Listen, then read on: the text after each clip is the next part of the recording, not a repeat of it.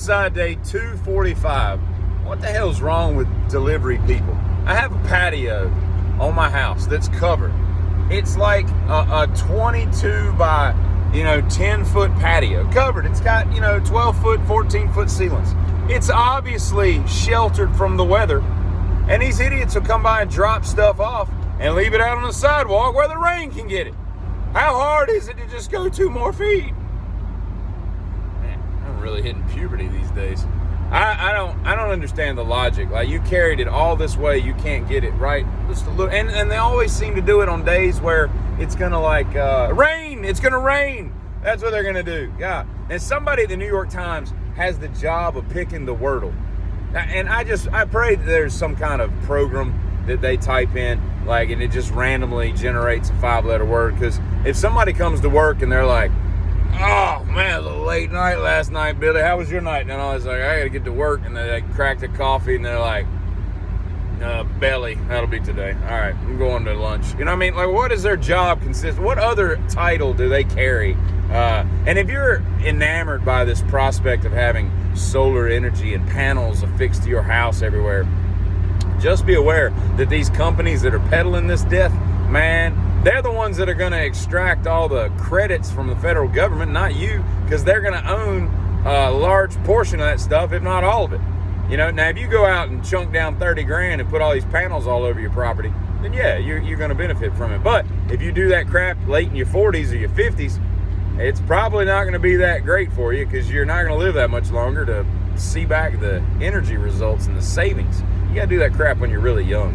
And if you didn't know this, you can build your own solar panels. It's a little tedious, but it can happen. And I bet the people that have dated Glenn Close have all woken up in the morning and been like, especially if there's a really white sheet like the movie, and they look over and they're like, and they see Alex, her hair all frizzled and frazzled and whatnot. They're excited yet afraid to go in elevators with her, especially freight elevators. And if they have a proclivity towards owning pets, I'd be damned if they're gonna bring home a rabbit. I mean, it's just got to be weird. I don't even know what her marital life has been. Maybe she's been married since the 70s. I don't know, and that's not an issue. But it's just got to be weird to be kind of turned on and really repulsed at the same time because of the amazing character that she played in that movie. So yeah, and I watched Rain Man a couple nights ago. The first time I'd seen it in a long, long time, and it's really not that great of a movie. And I gotta tell you, I don't know why Dustin Hoffman won anything for that. I could play that part. There's nothing to that. He didn't do anything. And they were like, he hung out with autistic kids and people for like a year studying them. And I'm like, that took a year to do what he did? That was dumb, Only thing cool I found about it was he owned one of those 49 Buicks. He kept it and just sold it earlier this year for $300-some thousand. Oh, that was kind of neat. Ugly car though. But yeah, I was amazed. I went back and I was like, what the hell did this beat for a picture of the year that year in '88? Then it was Dangerous Liaisons, Accidental Tourist, something else, and Mississippi Burning.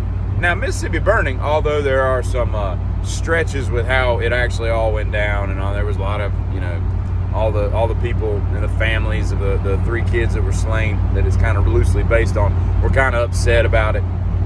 But as a movie, it's a great movie. It really is. I saw it in the theater when I was 12. But Gene Hackman, man, is just such a good actor when you get down to it. And Willem Dafoe, he's just Willem Dafoe. And you got Arlie Ermey. You got what's the chick that's married to one of the Coens? Frances Ferdinand. What's her name? Frances McDormand. Yeah, pretty cool. But yeah, Rain Man sucks. Never watch that again.